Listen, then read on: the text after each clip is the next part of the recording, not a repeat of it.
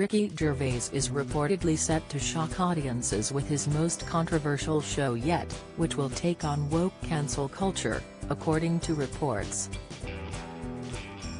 The comedian, 60, is said to have held a secret show in front of an intimate audience where he teased some new material for his upcoming tour, Armageddon. According to Simon Boyle's bizarre column in The Sun, the funny man called out modern ideals as nonsense, while making contentious quips about punching children and rehabilitating pedophiles. While the Leicester Square Theatre show was branded his best in years by the columnist, it is no doubt likely to spark fury among the cancel culture mob. Ricky told the audience that his Armageddon show is going to be about how humanity will end and what will happen to the people on this planet. The Afterlife star joked that he plans to spend the next 40 years hiring private jets to make sure that the end of the world definitely f***ing happens. Telling one tongue-in-cheek gag, Ricky said, "I am trying to be more woke. For example, I love illegal immigrants. Sue me. Sometimes I just go down to Dover and I see a effing dinghy with 60 of them on and I go, come on, welcome. Women and children first. Oh, there are no women, just you lads, is it?" Ricky recently joked how he would get cancelled halfway through the Oscars, after fans called for him to host the Borefest Academy Awards.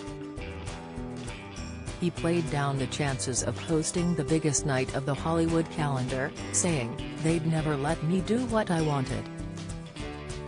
I mean, that's why the Globes got me. They said I could write my own jokes and say what I wanted, no rehearsals. I don't think the Oscars would ever allow me that freedom, and rightly so. It'd do the Oscars but it won't happen. It'd get cancelled halfway through." But former Oscars host Whoopi Goldberg begged Ricky to say yes. Appearing together on America's The View chat show, she said, "People would adore it if you were up for it. Did I hear you say you might be interested?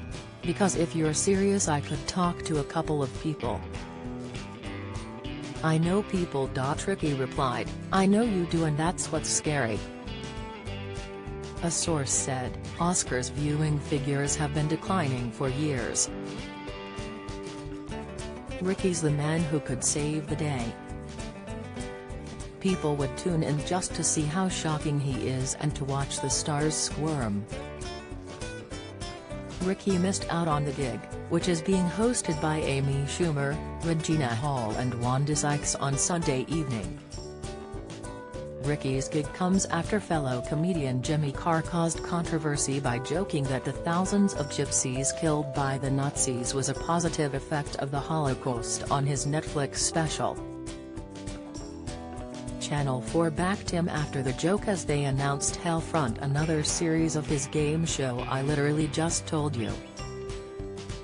The broadcaster confirmed the star will host another 8 episodes of the series, which first aired last year, despite calls for him to be cancelled in the wake of his controversial gaffe.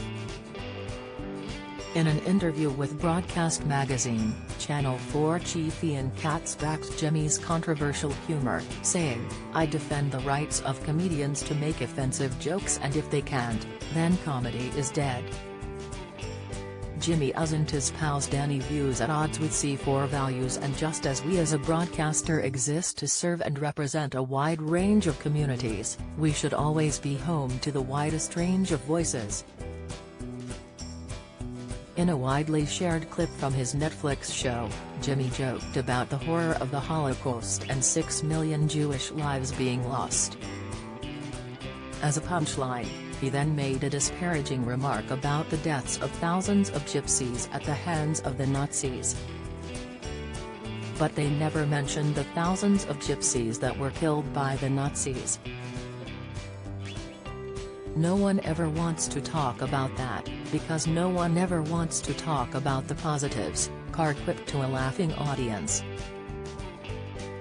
The joke caused widespread backlash and prompted a debate about racism and free speech.